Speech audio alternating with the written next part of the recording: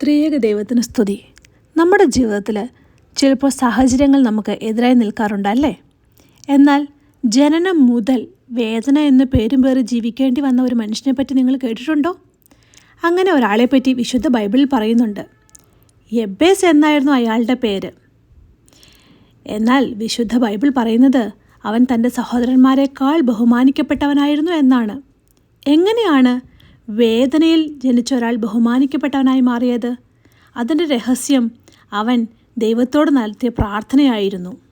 ആരായിരുന്നു യബ്ബേസ്? അവൻ നടത്തിയ പ്രാർത്ഥന എന്തായിരുന്നു എന്ന് നമുക്ക് നോക്കാം.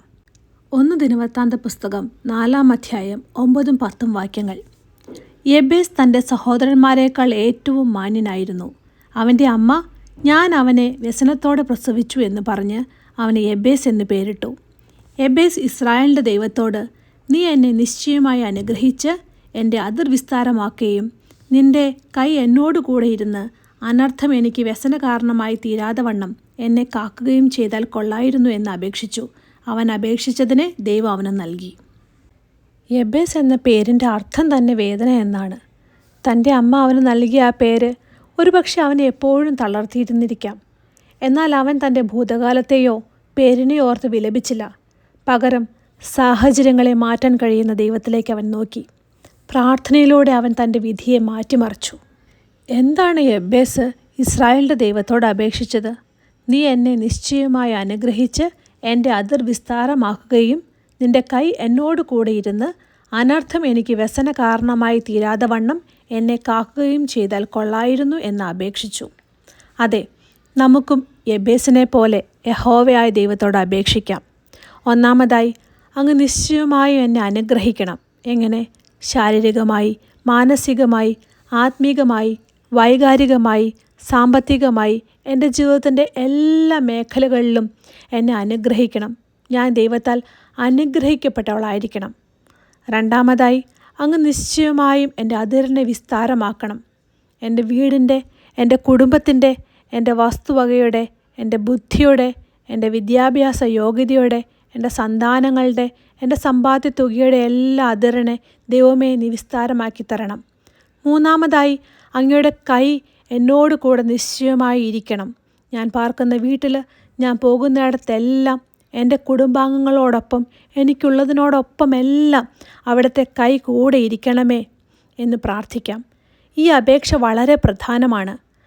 നമുക്ക് എത്ര വലിയ കഴിവുണ്ടായാലും ദൈവത്തിൻ്റെ കരം കൂടെയില്ലെങ്കിൽ നമുക്ക് വിജയിക്കാൻ കഴിയുകയില്ല. യബ്ബേസ് തൻ്റെ വിജയത്തിനായി ദൈവത്തിൻ്റെ സഹായം പൂർണ്ണമായും തേടി. യബ്ബേസ് അപേക്ഷിച്ചതിനെ ദൈവം അവന് നൽകിയെന്ന് വചനം സാക്ഷ്യപ്പെടുത്തുന്നുണ്ട്. നിങ്ങളുടെ ജീവിതം ഇന്ന് ഏതവസ്ഥയിലാണെങ്കിലും, വേദനയിലായിക്കോട്ടെ തകർച്ചയിലായിക്കോട്ടെ, യബ്ബേസിനെ പോലെ ദൈവത്തോട് നിലവിളിക്കുക. ദൈവം നിങ്ങളുടെ അതിർത്തികളെ വർദ്ധിപ്പിക്കുകയും നിങ്ങളെ ബഹുമാനമുള്ളവരാക്കി മാറ്റുകയും ചെയ്യും, തീർച്ച. ഇതിനോടൊപ്പം ഒന്നുകൂടെ കൂട്ടിച്ചേർത്ത് കൊള്ളട്ടെ.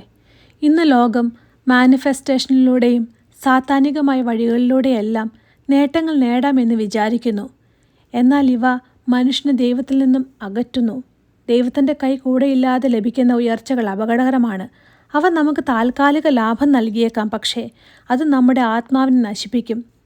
യബ്ബേസ് ദോഷത്തിൽ നിന്ന് വിട്ട് എന്നെ കാക്കണമേ എന്ന് ദൈവത്തോട് പ്രാർത്ഥിച്ചത് ഇത്തരം ദുഷ്ടശക്തികളിൽ നിന്ന് അകന്നു നിൽക്കുവാൻ വേണ്ടിയിട്ടായിരിക്കാം.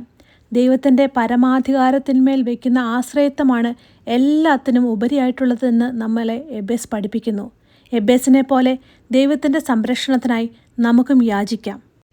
നമുക്കൊരു നിമിഷം നമ്മുടെ കണ്ണുകളെ അടയ്ക്കാം, തലകളെ വണങ്ങാം.